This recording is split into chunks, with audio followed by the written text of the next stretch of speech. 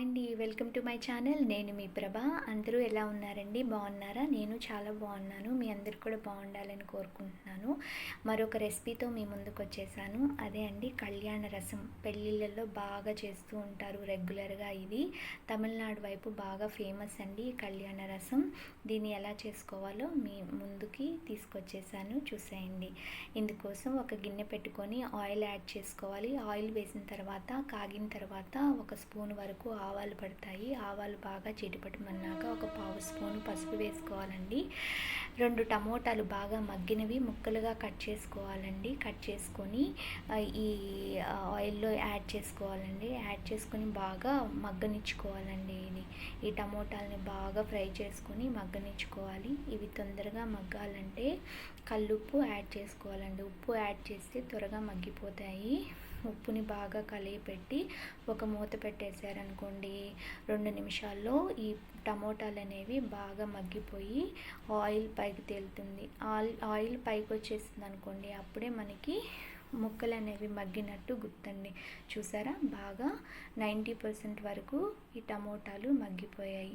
దీనికి ముందుగా ఏం చేసుకోవాలంటే కందిపప్పు ఒక చిన్న గ్లాస్ నిండా తీసుకొని ఉడకపెట్టుకొని పప్పు బాగా మెదుపుకొని పక్కన పెట్టుకోవాలండి.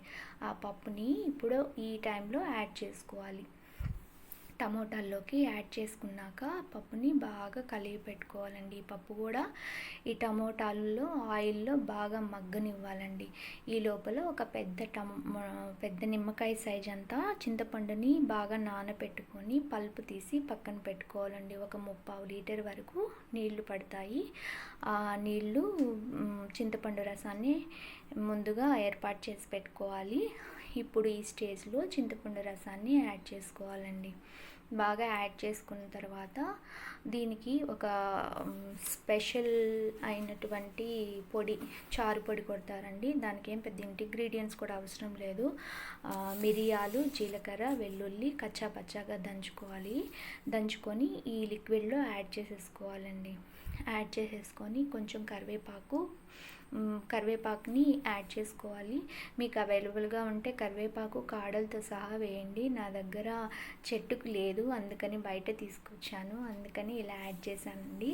అప్పుడే కొమ్మ నుంచి కోసినటువంటి కరివేపాకు వేస్తే మంచి సువాసన వస్తూ చాలా అంటే చాలా బాగుంటుంది. అంతే అండి. ఏదైనా ఉప్పులు తగ్గితే యాడ్ చేసుకోవడమే. పులుపు ఎక్కువగా ఉంటే కొంచెం వాటర్ యాడ్ చేసుకుంటే తగ్గుతుంది. దాంతోపాటు ఉప్పు కూడా చూసుకొని యాడ్ చేసుకొని మూత పెట్టేసేయండి. ఈ చారు ఉడుకుతుంటే సూపర్ అయిన వాసన వస్తుంటుందండి. అప్పుడే ఆకలేసేస్తుంటుంది చారు తినాలని, అంత కమ్మగా ఉంటుంది. చూడండి, బాగుంది కదూ. అంతే అండి, కళ్యాణ రసం రెడీ. ఈ వీడియో మీకు నచ్చినట్లయితే లైక్ చేయండి, షేర్ చేయండి, సబ్స్క్రైబ్ చేసుకోండి. థ్యాంక్స్ ఫర్ వాచింగ్ అండి.